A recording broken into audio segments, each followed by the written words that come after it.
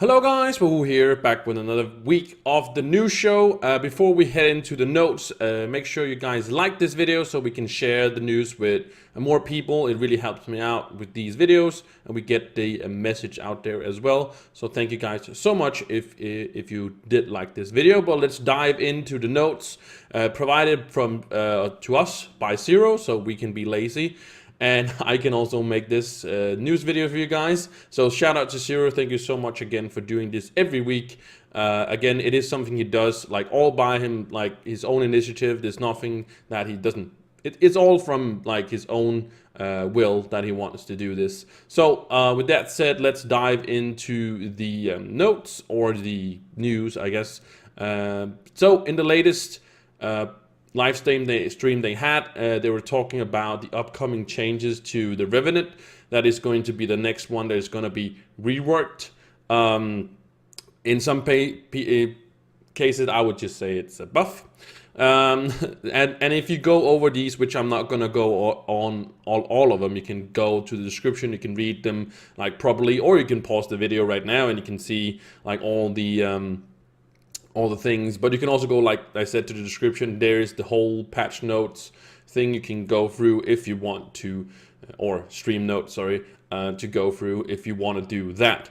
But first of all, there's a lot of changes. But again, I would say check them out if you feel like there's something that you want to do. Like I've gone like read them through them, and it seems like it's still just a buff. It doesn't change anything about how he is. It's gonna be like a little bit more of that, a little bit more like that. Like the Dracolite before had his, if you have his class gem, his spawns, when they explode, it spawns like a little dude. And before it was like, I don't know, 50%. I don't know what the exact number was, but it was like lower. But now they changed it to 100%. So it's like, it really doesn't change the gameplay, really. It does. It's just the buff, and it's kind of like the same, like his the spirit spears trigger 2 times as fast and stuff like that, or ticks 2 times as fast, the number 1 ability. So it's kind of like that in a sense, right? But something interesting is that the next is going to, or the next for rework is going to be the Ice Age. So we're going to see the Ice Age after that. Some people have been speculating that if it's going to change, because you can use the Ice Age as a Dreadnought tank, and many people do that because of its number 1 ability, the shield that provides. So if you take a hit that is more than 10% of your life, it gets completely absorbed, so you don't take any damage. And because Dreadnought does so much damage, it's really good for tanking. So people use it for that. So people have been speculating if it's still going to do that, and I'm pretty sure it is going to be like that. I don't think we're going to see like it can't do that anymore. It probably can do it better, but we're not going to see like any changes to that. Something I do think is amazing is that they're changing the subclass ability. I don't think it's going to change any what we're going to use, but again, I like that subclasses actually has a better function than, like, for example, the Knight, where you just have more movement speed, and that's cool in some ways, but there's just some subclasses you never see get done. The Knight one you do see people use, but I was talking on like the whole general thing. But yeah, so you can go read that, and like I said, the next one is going to be the Ice Age, and that's actually going to take us into the first question of the question and answer section, and that is if the Boomeranger is going to get a rework as like all the other ones has a rework. I forgot to do the quotes. There's no date on the Boomeranger yet, they say, but it's on the list but lower. So we're not going to see it after the Ice Age. I hope that after the Ice Age we're going to see the Tomb Raiser. I think that needs like a lot more help than any of the other classes right now, because of it's still strong, like in terms of I would say in terms of like dungeon farming and stuff like that. Nobody really uses it in Shadow Towers. People use the Revenant for tanking in Shadow Towers. I do that sometimes. I also use the Ice Age for tanking and so on and so on. So it's I don't know. I would just see the Tomb Raider being like more higher on the list, but we don't know what the list is. But they do say that the Boomeranger is lower than that, and I also think that Boomeranger doesn't really need a rework, to be honest. In-game viable, not really, but I don't know if it's really a good class for starting out. Okay, so any plans of reworking Empowered Gym Boss, Empowered Gym's abilities? So they talked about this also in the last we did this in the last week, I think it was, or was it the week before? I don't know. But it's not very long since we talked about this. They have something long term, but not short term. So at some point we are going to see probably more. I don't think they're gonna remove or change any of the abilities that are offered in Power Gems now. I think they're just gonna add more. So it's gonna actually be easier for people to actually to get different ones, because right now you cannot equip two that has the same ability. So you can't get two ones that has like Pyrodisc, for example, and sometimes that can be hard. So if you have more, there will be more random, or more like you'll still probably encounter that you can't put in, like you get a really good one and you can put it in because you already have one of those. But more abilities, of course, is going to make it a lot easier to get in there. Any plans on reworking the class gyms? I don't really see. They're looking at class gyms and they're like, I think we will see what like is gonna go on here. So I like that we're gonna see like a change to the class gym. That kind of maybe more suits the class in a sense, I would say.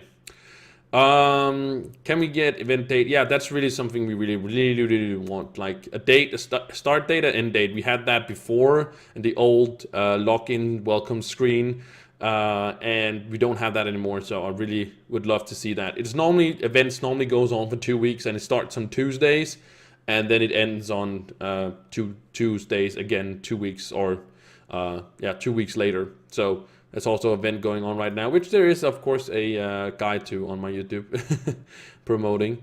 Right, there's talking about incorporating a search function for the club roster.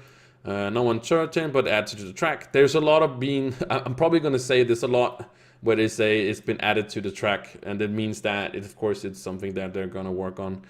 They're talking about why the resistors costumes as like colored like tripods, and they say it was before the meme was there, or I don't know if you call it a meme, but it was serious at least. All right, so will you please add a daily outpost quest counter for quality of life? A good question, and they will also add it to the tracker.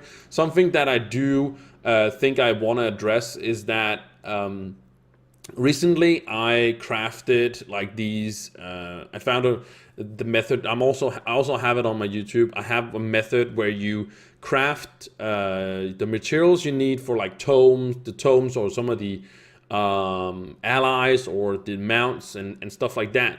Also for the also for the Vanguardian itself, where you could kind of there's a quest or adventure where you can get some experience, and you can also get some adventurine by completing this. And it's like actually like a little bit of an easy way or cheesy way to get it. There is like where you have to find the right outpost, there's three different materials. It's kind of all in the video what I did about it. But what I learned after that is that you can only do 20 of these quests, outpost quests a day, which means that after 20 you cannot make any more. So I kind of feel like that is kind of a little bit stupid in the way that you won't get Aventurine for it. I kind of see it with the experience, like there should be a cap. You can only do 20 where you gain experience a day, but you can still like craft them and still get the Aventurine like beyond that, or going towards that 225 limit that is on like daily Aventurine doing, basically. So I think that would be a very, very good thing. I know that in that sense you would kind of easily craft or gain Aventurine, but they are also quite expensive, these looping logic and circuits, and also memory matrix and stuff like that. They're very expensive, so it's not something you can, like as a new player, just can go and like make a whole bunch of, unless you're paid to do that, or you pay your way to it, and then you maybe would be more better off with like Patreon or something like that. But definitely, you should not get more experience than for the 20. But I think that for the Aventurine, you should just not have some kind of limit like 225 as it is now. But my point is, I get it with the experience, so people just don't like just do that for experience and just level all the classes up like that. Definitely not. But you could make it so you would only get experience for the first 20 and then Venturine for the rest of it. It's just an idea. I think it's a really positive if it could go that direction. Makes it more incentive to do it, because if you do have Patreon, you do get that extra Venturine and stuff like that. All right, they also talk about how are you as a team feeling about Heroes so far, like the Heroes update. They're talking about they're very happy about some things and some other things they're learning from. So that's good to hear that they said they learned from some issues, like for example the PlayStation 4 issues, but they really particularly like the rampages and seeing like how chat goes wild and shouting about invites and stuff like that. Definitely some stuff we have taken as a learning, so that's really good. We all learn as a person, and they will probably never get it right, as the game is always, like, the community is always changing, and like they're saying right here, they like the rampages and seeing the chat go wild invites. And I've seen people that don't like it, that like kind of hates people just spamming asking for invites and stuff like that. Some people have made channels for it, like we have a trading channel and stuff like that. There is a rampage channel, so if you're struggling getting these rampage, you can join that one. Definitely do that instead of just using the global chat. But I think it's going in the right direction, and it will also turn down at some point, because people get more and more. It will eventually like go down, but it's probably going to be a while still. But my point was that like some like it, some don't like it. Like the devs liked it, some people don't like it. Me, I don't mind actually myself. I'm kind of like neutral about it. I don't like people spamming, but it's not like I know that I would be the same if I was in their situation, that I really wanted to do these rampage and I didn't have like a really helpful guild club or something like that. That always helps me, and I also help them, of course. But you know what I mean. There was a bug with the Dino Tamers Ultimate, and they are looking into it and taking another look at it. They're talking about addressing memory leaks. I haven't experienced memory leaks myself, but I would definitely see that memory leaks and crashes occur. About the memory leaks, I don't know. I haven't seen any, but crashes is definitely something I do see quite often, and hopefully that will be addressed at some point. When will the next live pack come out? That will be coming out in the next update, so that's great, major update. So that's maybe a couple of months or something like that. They're talking about also on Gathering Day, that's Tuesday, if the drop rates of the Infinium Dragon, or is basically when you mine Infinium, there's a chance of it dropping a fragment. You need 5 of them to make a dragon. And they say you get additional roll on that day, and you roll it twice to get the fragment. So there is an increased chance on there. I think this is a little bit unique because I also think you... Nope, I was about to go in something wrong. Never mind. I was talking about Dragon Day, and you don't get extra fragments from Dragon Day. You only get extra fragments from the things that drop them, and that doesn't count towards Gathering Day. Sorry, this dragon specifically. So yeah, my bad. I did correct myself, so I did put out the right information. And the item description, it's kind of stretched out right now. There's a bug where sometimes your text is kind of like stretched out, and like also sometimes the portals and stuff like that is also stretched out. It's only a bug, so don't worry about it. I thought it actually was one of my mods I had, but it's not. So definitely it's gonna be fixed. So that was basically all the questions. There was not a whole bunch of super interesting things. We will see like more interesting coming up in like 4 weeks or something like that. I think we will see like even more because I think that is when they are going to release some more, a little bit of teaser information about like the upcoming update and so on and so on. But this was just definitely the news show for this week. So make sure you guys again like and subscribe, and I will see you in the next week for another news show. Thank you guys so much, and I will see you soon. Goodbye.